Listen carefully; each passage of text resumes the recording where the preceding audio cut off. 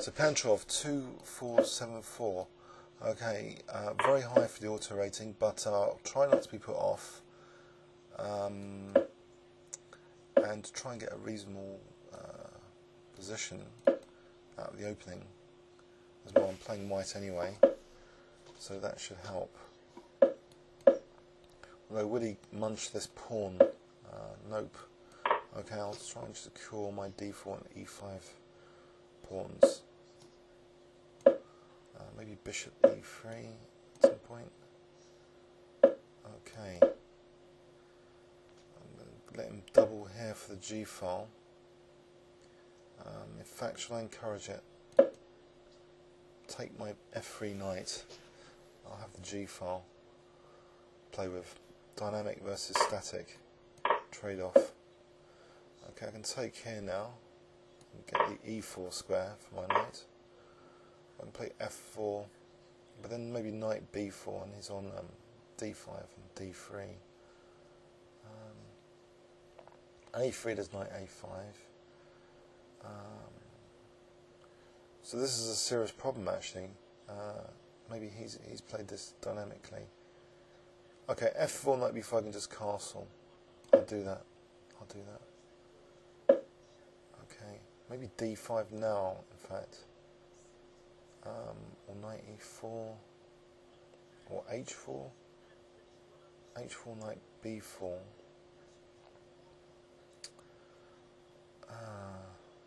Does it matter knight d3, king f1? I think h4 is bishop h4, knight e4, go back to there.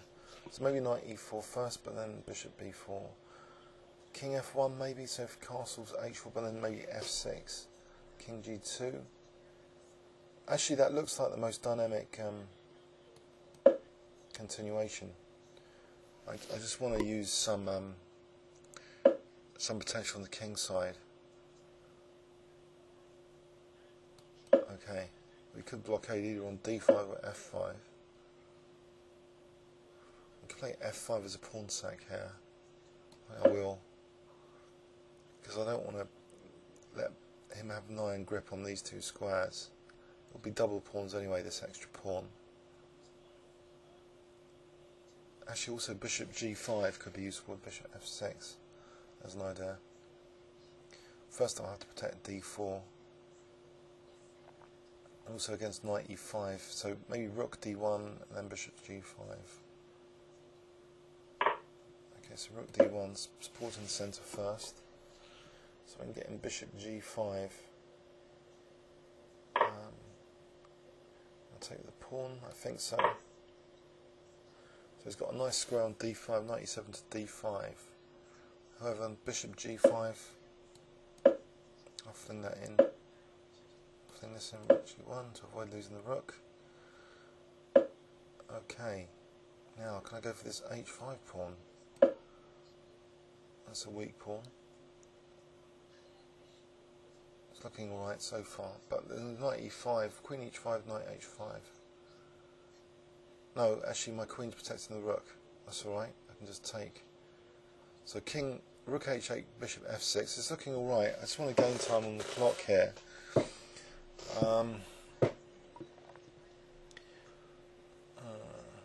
Okay, so the clock's ticking. Okay, as he thinks about this next move, is this a tricky position?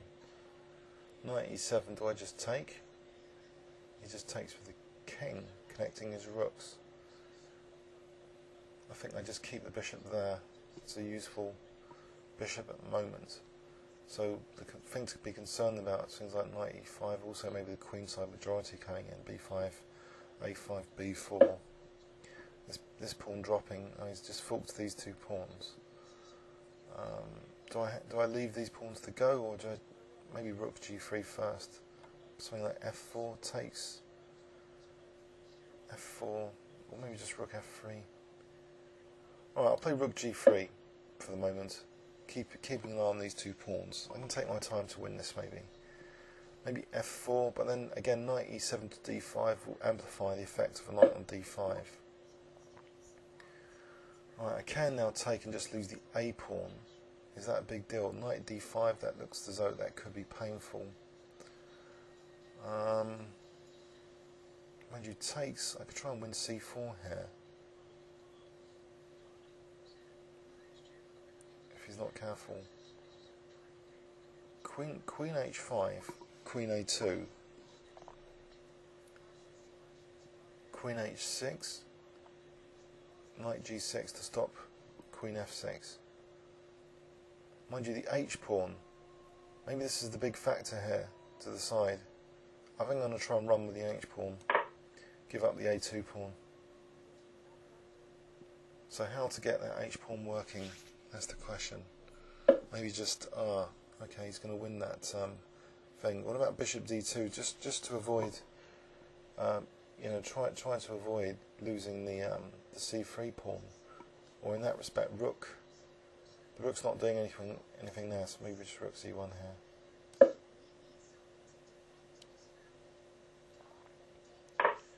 Okay, so am I getting positionally murdered because of that knight? It's possible. How about bishop f6? Try and get some dynamics going. Although there's now rook g3 and queen h2 if I'm not careful. That might be very good for him. Oh dear. And that's queen h8, that's king d7. Queen h8 here, no big deal. There's knight e3 check. That seems to be mating, almost. Because of king g1, queen g2, that's a shame. So, let's go here.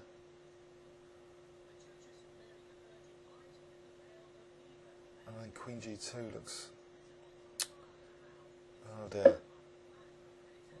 He's on f2. It's become a disaster. Because he's on f2 now.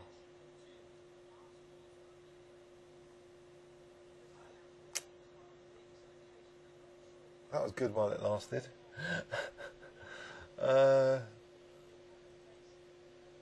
Maybe king d1.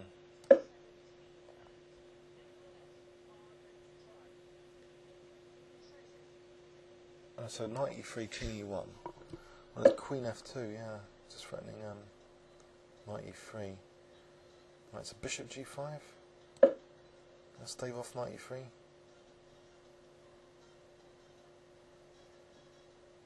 There's a check, he's always got king d7. If I lose g3, I think you can just safely just win g3, if nothing else. Queen h8, king d7. Right, can I go over here?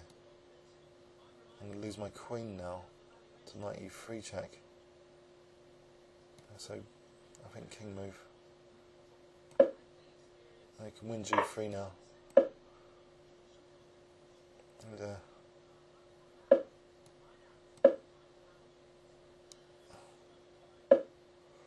right. The check is still hopeless, I guess. And now he's enabling rook e3. I'll play this move.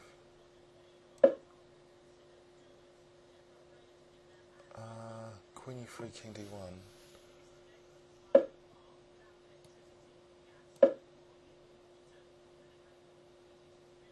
Can my king wriggle out? I've only got 22 seconds anyway. So I think whatever I do, I've got to do it quick. Maybe get the king over here.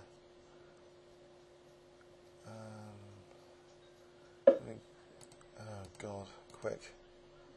Threatening queen d1 mate though. That's not very pleasant. If I move my queen. What about queen e2? Still got that h pawn.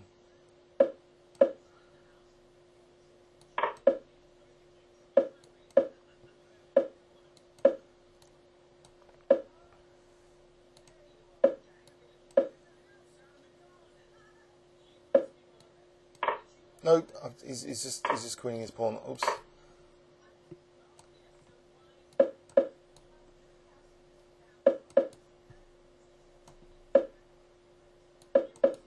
Got my king over here. 7 seconds. Oops. 6.